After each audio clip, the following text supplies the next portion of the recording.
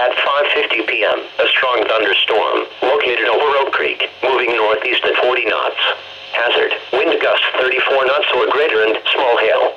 Source, radar indicated. Impact, small craft can be damaged in briefly higher winds and suddenly higher waves.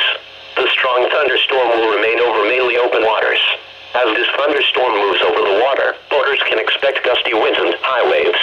Move to safe harbor or stay close to shore until the storm passes. You have one unread message.